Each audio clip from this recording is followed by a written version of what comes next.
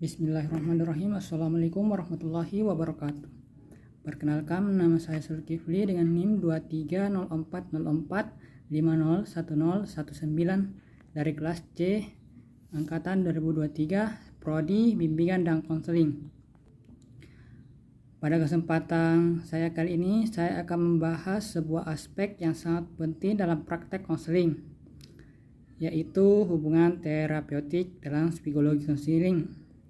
Kita semua tahu bahwa konseling bukan sekedar memberi saran, melainkan sebuah proses mendalam yang melibatkan hubungan emosional, kepercayaan, dan kerjasama antara konselor dan konseli.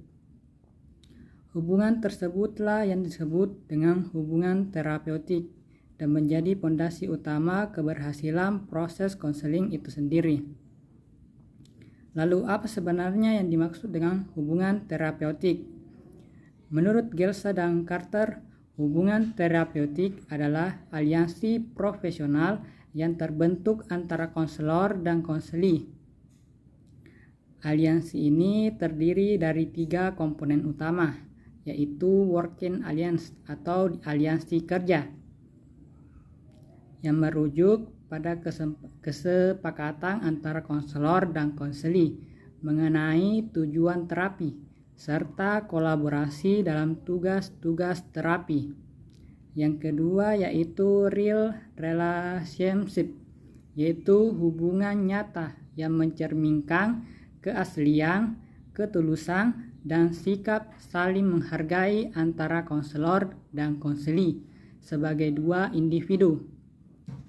Yang ketiga yaitu transference dan counter transference, yaitu perasaan masa lalu yang diproyeksikan konseli kepada konselor, serta reaksi emosional konselor terhadap konseli.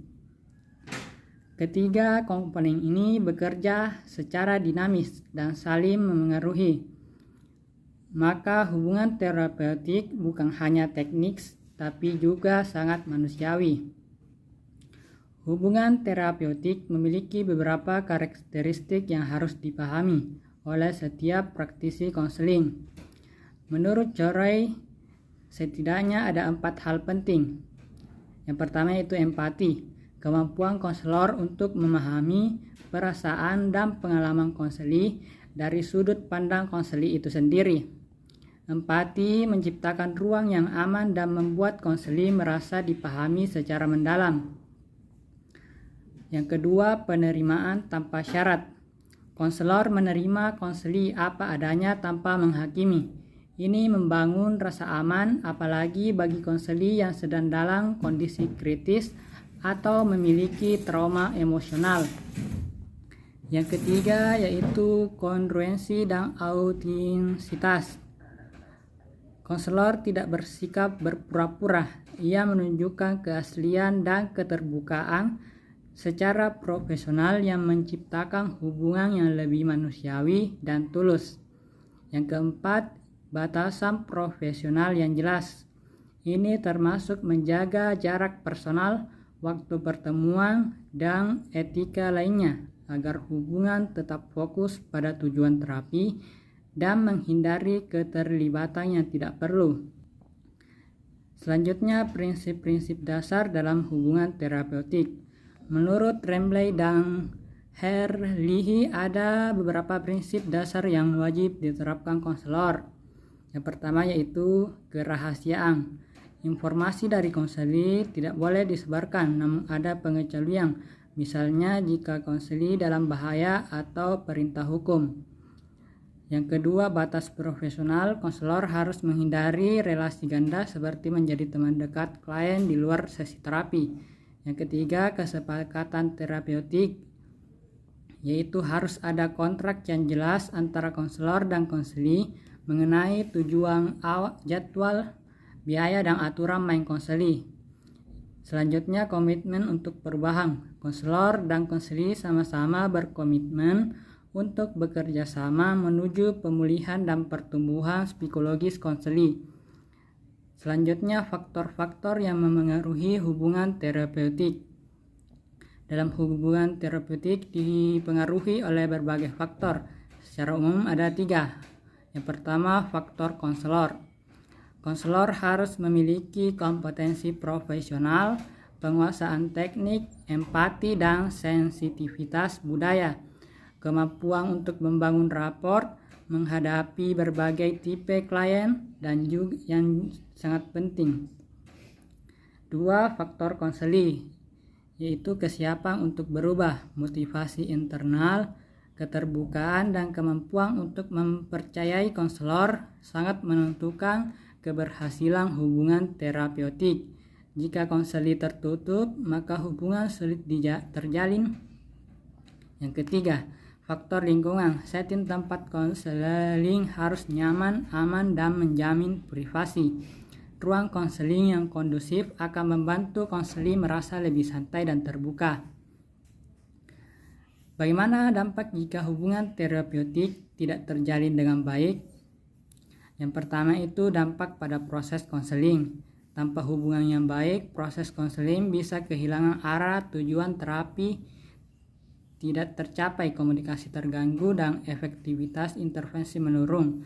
Yang kedua, dampak pada konselor bisa kehilangan rasa percaya diri, merasa frustasi, dan mengalami burnout.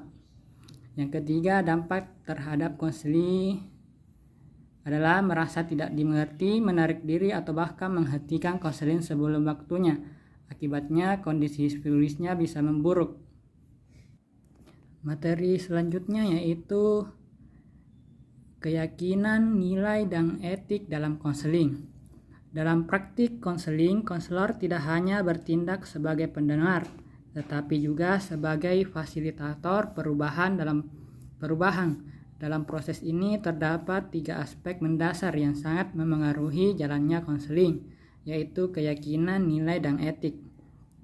Keyakinan adalah sistem kepercayaan konselor terhadap manusia, kehidupan, dan perubahan. Misalnya, seorang konselor yang mempercayai bahwa setiap individu mampu berubah akan lebih optimis dan suportif dalam membantu klien. Tapi penting untuk diingat bahwa keyakinan pribadi konselor tidak lebih mendominasi proses konseling.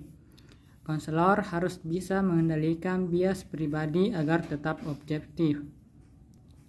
Nilai mengacu pada prinsip-prinsip moral dan sosial yang diyakini konselor. Nilai seperti empati, kejujuran, dan keterbukaan akan sangat menentukan bagaimana konselor memahami masalah konseli, merespon emosi mereka, dan memberikan bimbingan. Namun, konselor harus hati-hati agar tidak memaksakan nilai pribadinya. Konseling yang efektif harus menghargai keberagaman nilai dari setiap individu.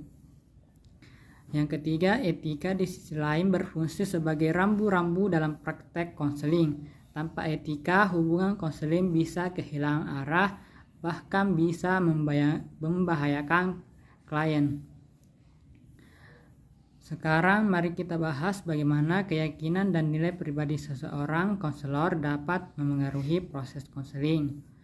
Seorang konselor yang memiliki keyakinan positif terhadap potensi konseli untuk berubah akan lebih mudah menciptakan lingkungan yang suportif dan memberdayakan. Misalnya, jika konseli mengalami krisis identitas, konselor yang percaya bahwa perubahan adalah mungkin dan dengan lebih sabar dan terbuka dapat mendampingi prosesnya. Begitu juga dengan nilai konselor yang menjunjung tinggi empati, akan lebih mudah memahami perspektif klien tanpa menghakimi. Nilai-nilai lain seperti keterbukaan, tanggung jawab, dan penghormatan terhadap keberagaman menjadi sangat penting dalam menghadapi klien dari berbagai latar belakang. Namun, konselor juga harus waspada ketika nilai pribadi mereka berbeda dengan yang dianut klien. Konselor perlu bersikap netral, profesional, dan tetap fokus pada kebutuhan klien. Refleksi diri menjadi sangat penting agar konselor mampu menjaga objektivitas. Prinsip-prinsip etik konseling. Dalam konseling terdapat beberapa prinsip etik utama yang wajib dipegang oleh setiap konselor. Yang pertama itu kerahasiaan, confidentiality.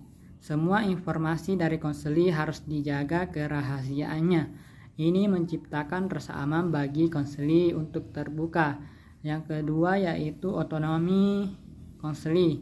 Konselor tidak boleh memaksakan kehendaknya. Klien berhak menentukan arah hidup dan pilihannya sendiri. Yang ketiga yaitu non-maleficence sedang benefis. Artinya konselor harus menghindari tindakan yang bisa merugikan klien dan berupaya aktif dalam memberikan kebaikan serta manfaat. Yang keempat yaitu keadilan. Setiap konseli harus diperlakukan adil tanpa diskriminasi atas dasar apapun, baik agama, ras, gender, atau status sosial. Yang kelima yaitu integritas. Konselor harus jujur, menjaga batasan profesional dan menghindari konflik kepentingan. Selanjutnya yaitu tanggung jawab profesional. Konselor harus bertanggung jawab terhadap kesejahteraan konseli dan menjaga keseimbangan emosional dan profesional dalam hidupnya. Mungkin itu saja yang dapat saya sampaikan pada pemaparan materi kali ini. Saya ucapkan terima kasih. Wabillahi taufiq wal hidayah. Wassalamualaikum warahmatullahi wabarakatuh.